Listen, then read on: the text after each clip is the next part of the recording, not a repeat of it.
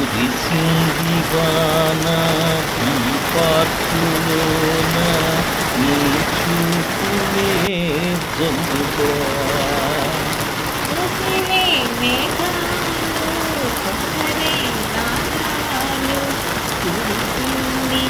వాన నా గుండెలోన నీ చూపులే జల్లుగా నీ చూపులే చల్లగా నీ చూపులే చల్లగా. నందాగారే ఇలా వర్షం పడుతుంటే మనం వాకింగ్ ఎలా చేస్తామండి?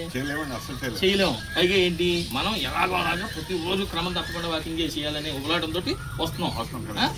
ఆయన కరుణించాలి కదా. కనిపిస్తారు ఒక పావు అవుతుంది అదే తగ్గుతుంది అంతేనంటారా? అంతే మనం ఆగాలి, ఓపిక పట్టాలి. ఓపిక పడితే తగ్గిన తర్వాత మళ్ళీ వాకింగ్ చేద్దాం. లేదంటే రేపు నుంచి గుడికి తీసుకొచ్చి మనం దాంతో పాటు వాకింగ్ చేసేది 10 రౌండ్ చేసేది ఒక 8 రౌండ్ చేద్దాం, లేకపోతే 6 రౌండ్ చేసుకోవచ్చు. కానీ మనం పేషెన్స్, మరి వర్షం కూడా తప్పదు కదా. అవును, ఏ కాలంలో పడాల్సింది ఆ కాలంలో జరగాలి కదా. అది ఎండాకాలంలో ఏమో ఎండ వచ్చింది ఏంటి, వర్షాకాలంలో ఏమో వర్షం పడుతుంది ఏంటి, చలికాలంలో చలిస్తుంది ఏంటి అని అనుకోవడం అనేది మానవ సహజం.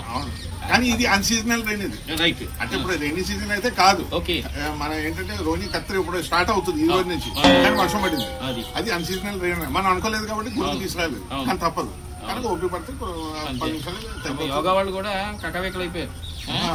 మరి వర్షానికి వచ్చారు, చూసాం కదా. ఇదంతా వాతావరణం అంతా ఎలా ఉంటుందంటే ఇక్కడ జారిపోయి పడ్డారు అనుకోండి, లేనిపోయింది మళ్ళీ ఒక 4 రోజులు 20 రోజులు రెస్ట్ తీసుకోవాలి.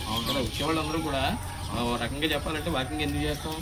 అనారోగ్యం వచ్చిన తర్వాత ఆరోగ్యం కోసం చేస్తాం. అది దరిద్రం. అంతేగాని ఆరోగ్యంగా ఉన్నప్పుడు వాకింగ్ చేసేవాళ్ళు, ఆరోగ్యాన్ని కాపాడుకోవడానికి ఉండేవాళ్ళు చాలా తక్కువ మంది. ఆ స్థితిలో గొప్పని ఏదో పడ్డారు అనుకోండి, జారి అయిపోయింది అనమాట.